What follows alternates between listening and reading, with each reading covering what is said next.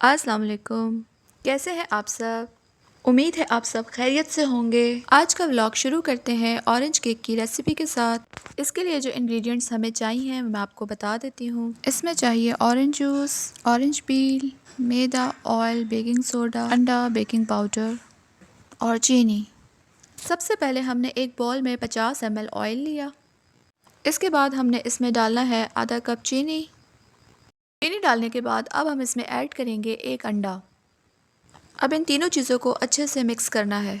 चीनी हमने पिसी हुई इस्तेमाल की है। ये फ़र्स्ट टाइम हम लोग बना रहे हैं। वैसे तो हमने मुख्तलिफ़ केक्स ट्राई किए हैं, लेकिन orange cake first time try कर रहे हैं। तो हैंड बीटर से ही इसे बीट कर लेंगे अच्छे से। अब इसमें डालेंगे ये कीनू के छिलके जो कि हमने ग्रेट किए थे, और अब इसमें शामिल कर रहे हैं आधा कप ऑरेंज जूस, और यही इस रेसिपी का की इंग्रेडिएंट है। तो इनको मिक्स करके यकजान करने के बाद अब हम इसमें शामिल करेंगे एक कप मैदा। मैदे को हम छान रहे हैं ताकि अगर कोई भी चंक्स हों या कोई भी पार्टिकल्स हों तो वो फिर छन जाएं। ऑरेंज केक का नाम सुनते ही बड़ा फ्रेश सा फील आता है माइंड में। इसके बाद हमने इसमें शामिल करना है बेकिंग सोडा और बेकिंग पाउडर। बेकिंग पाउडर हमने शामिल किया है 1 चाय का चम्मच, और बेकिंग सोडा 1 चुटकी। तो ये भी इसी में छान लेंगे ताकि कोई भी बड़ा पार्टिकल हो या ज़र्रा हो तो वो फिर ऊपर ही रह जाए। तो अब हम तकरीबन सब कुछ शामिल कर चुके हैं। अब हम इसकी फ़ोल्डिंग करेंगे। तो यहाँ पर हमने फ़ोल्डिंग स्टार्ट कर दी है और ये फ़ाइनल इसका स्टेज है। इसके बाद हमने मोल्ड को ग्रीस किया। अब ये सारा बैटर इसमें डाल देंगे। अवन को हमने पहले से ही प्री हीट पर रख दिया था 180 डिग्री पर 20 मिनट्स के लिए। इस केक के बाद हमने ब्राउनी केक भी बनाया, और उसकी रेसिपी मैं पहले ही शेयर कर चुकी हूँ, इसलिए मैंने अभी उसे रिकॉर्ड नहीं किया। तो इन 20 मिनट्स में दोनों केक को रेडी किया। हर अवन का हीटिंग और टेम्परेचर जो है वो डिफरेंट होता है। हमारा अवन जो है वो तकरीबन 45 मिनट्स में बेक कर लेता है। नॉर्मली अवन जो है वो 35 और 30 मिनट्स में बेक करते हैं। तो फिर ये मैन्युफैक्चरिंग ब्रांड्स की वजह से डिफरेंस है। 45 मिनट्स की बेकिंग के बाद हमारे दोनों केक रेडी हो चुके हैं, और ये दिखने में ही बहुत ही यमी लग रहे हैं। ब्राउनी केक के फ्लेवर से तो हम वाकिफ़ हैं, लेकिन देखते हैं कि ऑरेंज केक का क्या फ्लेवर आता है। तो इसको हमने बिल्कुल सिंपल रखा है ताकि इसका ट्रू फ्लेवर जो है वो हम एक्सपीरियंस कर सकें। तो यहाँ पर मैं अब इसे कट कर रही हूँ ताकि इसकी शक्ल देख सकें कि अंदर से ये कैसा दिखता है। तो ये केक बहुत ही मज़े का बना था, बहुत ही अच्छा खट्टा सा इसका फ्लेवर आ रहा था। जो सही मायनों में ऑरेंज फ्लेवर है वो इसमें आ रहा था। बहुत ही सॉफ्ट, बहुत ही ज़्यादा सॉफ्ट बना था। तो ये केक तो पास हो गया। काफ़ी अरसे से ये केक पेंडिंग में था और फाइनली आज ये बन गया। तो अब मैं इसको ब्रेकफास्ट में खाऊंगी और शाम की चाय के साथ खाऊंगी। केक बनाने के बाद हमने लंच की तैयारी शुरू कर ली। लंच में आज बन रहा है आलू मसाला। तो ये थोड़ा डिफरेंट स्टाइल में है और थोड़ा हटके है। इसके लिए हमने आलू लेके उसे छील के उसे बॉईल कर दिया। इसके बाद हम इसका मसाला प्रिपेयर करेंगे। इसके लिए हमने लिया ज़ीरा और साथ में लिया राई दाना। इसको थोड़ी देर भूनने के बाद अब हम इसमें शामिल करेंगे प्याज। इसको हम ब्राउन नहीं करेंगे बल्कि इसको थोड़ा हल्का सा नरम करना है, और इसके बाद हम इसमें हरी मिर्चें शामिल कर देंगे। तो इस स्टाइल में भी पहली बार पक रहा है। इससे पहले जो है वो हम नॉर्मल बनाते हैं और पहले बॉईल नहीं करते हैं। तो अब देखते हैं कि इसका फ्लेवर भी कैसे आता है, क्योंकि अम्मी फ़र्स्ट टाइम ऐसा बना रही हैं। अब हमने इसमें शामिल कर दी हैं हरी मिर्चें, और इसको थोड़ी देर भूनेंगे ताकि इसका फ्लेवर भी जो है वो आए और ज़्यादा इन्हांस हो जाए। इसके साथ हमने मसाले ऐड कर देने हैं, हल्दी, लाल मिर्च। इसमें हमने कुटी हुई लाल मिर्च यूज़ की है, उसका फ्लेवर बहुत ही अच्छा आता है। अब इसको भूनना है और मसाला तैयार करना है।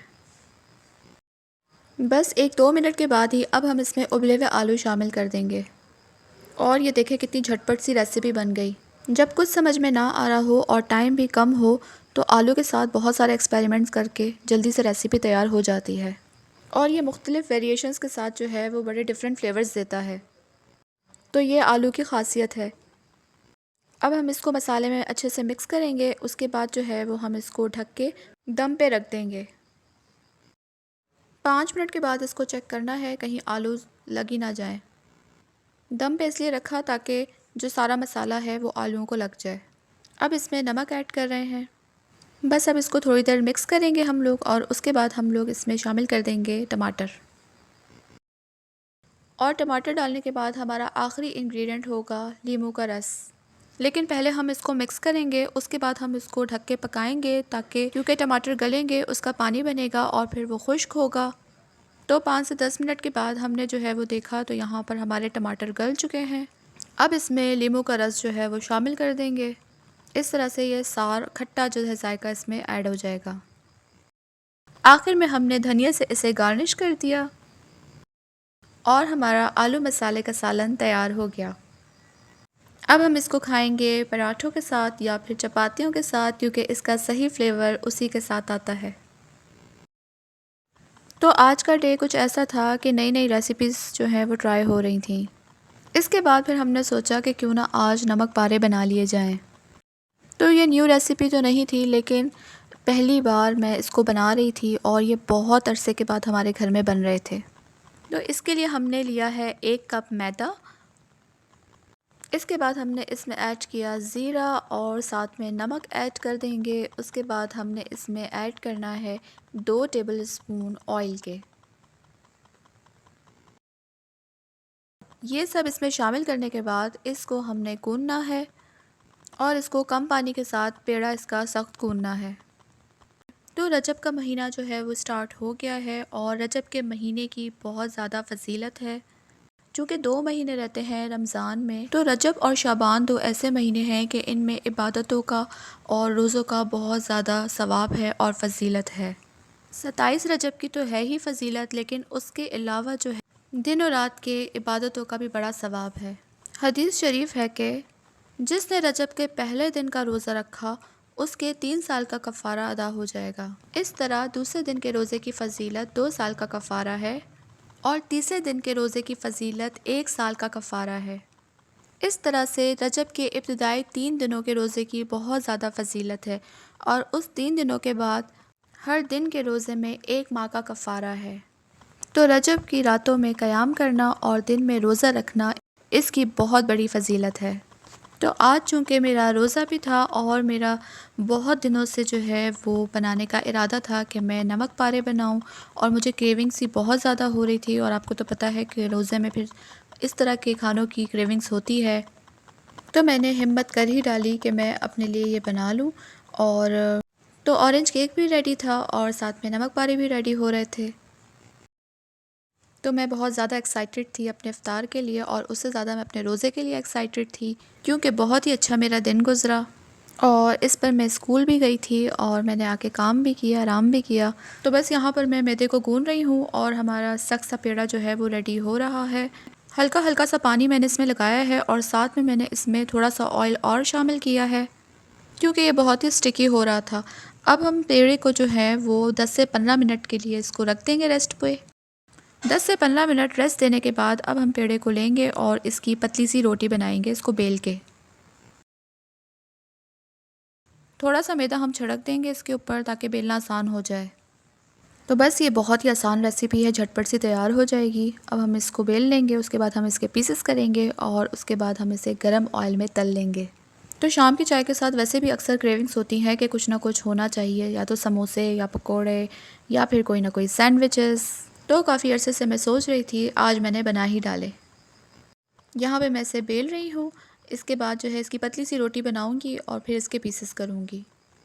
तो हमारी कोशिश ये होती है कि हम इस तरह की तली हुई चीज़ें जो हैं वो बाहर से लाने के बजाय घर में ख़ुद बनाएं, क्योंकि बाहर का तेल गंदा होता है।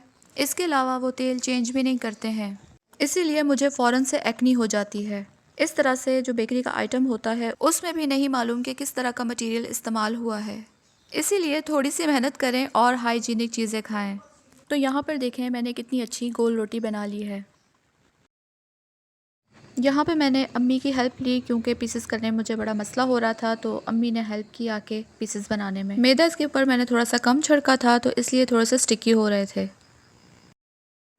तो ये देखें यहाँ पे थोड़ा सा मैदा अम्मी ने छिड़क दिया, क्योंकि ये बिल्कुल भी कट नहीं रहे थे। तो ये बड़ा मज़े का काम लग रहा था इसकी पट्टियाँ काटना, और ये डायगोनल से अब इसके पीसेस कटेंगे और इसकी शेप बड़ी खूबसूरत सी बनेगी।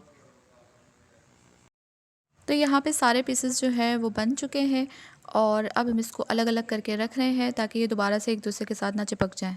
इस तरह से इनको अलग अलग करके रख देने हैं ताकि इसको उठाना भी आसान हो और तलते हुए भी मसला ना हो। कढ़ाई में ऑयल मैंने गर्म होने के लिए रख दिया है। अब इसमें मैं डाल रही हूँ, गर्म ऑयल में ही डालना है ताकि ये बहुत अच्छे से फ्राई हो जाए, ठंडे तेल में बिल्कुल नहीं डालना।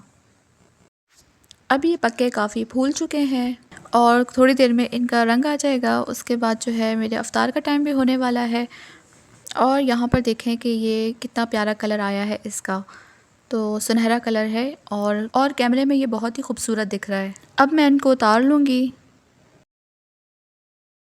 और यहाँ पे मेरे नमक पारे रेडी हो चुके हैं और ये बहुत ही लजीज बने थे।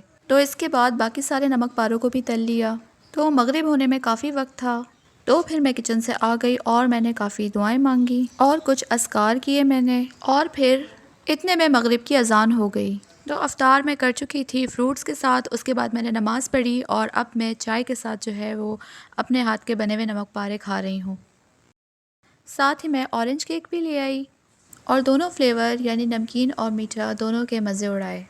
और ये दोनों जो है बहुत ही मज़े के बने थे, क्या ही कहने ऑरेंज केक के कि इतना सॉफ्ट था, और साथ ही नमक पारों का भी अलग ही फ्लेवर था। तो मैं यहाँ पर अपनी शाम की चाय एंजॉय कर रही हूँ और अल्लाह ताला का लाख लाख शुक्र है कि आज का रोज़ा मेरा बहुत ही अच्छा गुजरा है। तो मैंने पहले 2 दिन तो रोज़े ना रख सकी, लेकिन आगे मेरी कोशिश होगी कि मैं रोज़ा रखूँ। और रोज़े के बहुत ज़्यादा फ़ायदे हैं, सवाब की नीयत से भी और सेहत के हवाले से भी। यानी हमारे बॉडी में से टॉक्सिन्स रिमूव होते हैं, इसके अलावा हम सारे बुरे कामों से दूर रहते हैं। तो मैं अपना व्लॉग यहाँ पे ख़त्म करती हूँ। अपना बहुत सारा ख्याल रखिएगा, दुआओं में याद रखिएगा। वीडियो पसंद आई हो तो लाइक ज़रूर कीजिएगा। वीडियो देखने का शुक्रिया। अल्लाह हाफ़िज़।